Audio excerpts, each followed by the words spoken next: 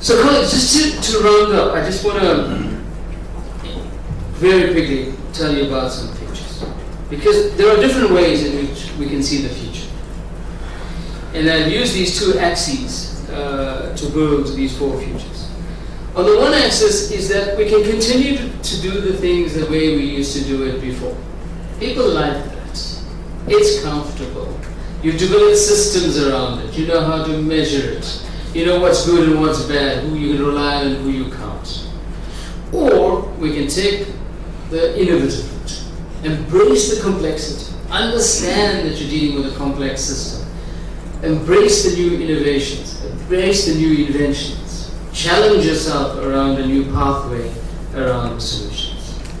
And the other axis is around having a water A team on the one hand, where you have high skills, high demand, high status associated with the people in those skills, or you can have a poorly organized water sector which characterizes many countries around the world and certainly parts of our own water sector. Because if we look at the municipal environment for a large number of municipalities, it's not just poorly organized, it's one person, or if the town is small enough, it's 30% of somebody's time.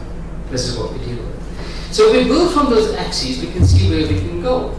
So if you have only linear responses in an environment that doesn't have the skills base to support it or the knowledge to support it, you are at the bottom of the barrel.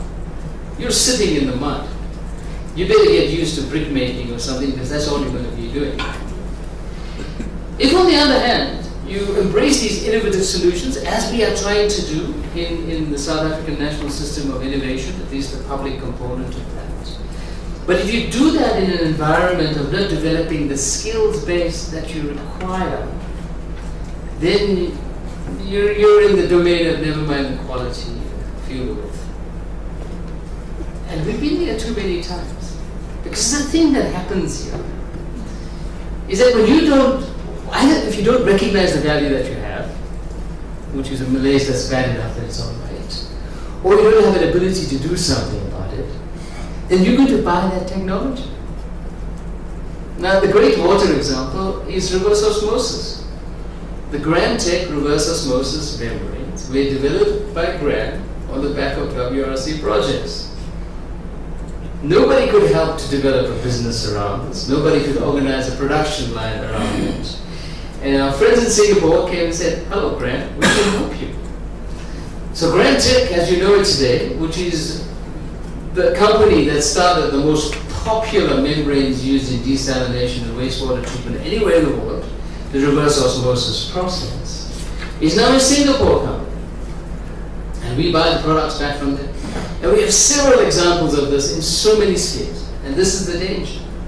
That we cannot embrace what we already have in our portfolios. With the right kind of skills base and the enablers to do something about it, this is where we get stuck. But if we start having an AT, and if we continue to do the linear response, of course we're going to get more. You know, if we build more dams, if we have more transfer schemes, then we can have more places like Gauteng. Gauteng, you will know. How many people live in Gauteng? None of you? Oh, come on. Right. I mean, you will know that if you use the classical definition of drought, which is about your demand versus your precipitation, you're in permanent drought. Right? But if you live here, you'd never know that. Because you've got this clever system of 12 dams that are regulated on an hourly basis to make sure that your life is never disturbed. Yes, you can do this in other places as well, but it's going to leave the larger part of the country abandoned.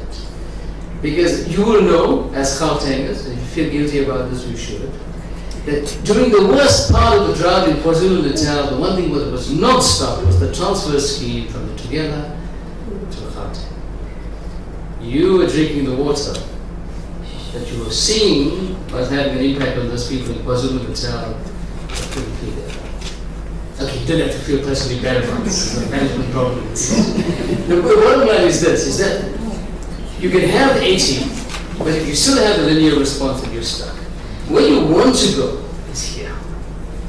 You want to have the ability to harvest that which we already have. We're sitting in this country with around 100 patent families in the water and sanitation domain of some of the best solutions in the world. We need to develop the right kinds of teams, the right kinds of regulatory environment to enable that scenario to happen. So colleagues, that's what I wanted to share with you this morning. And thank you very much for having this workshop. And we look forward to some really good discussions. Thank you.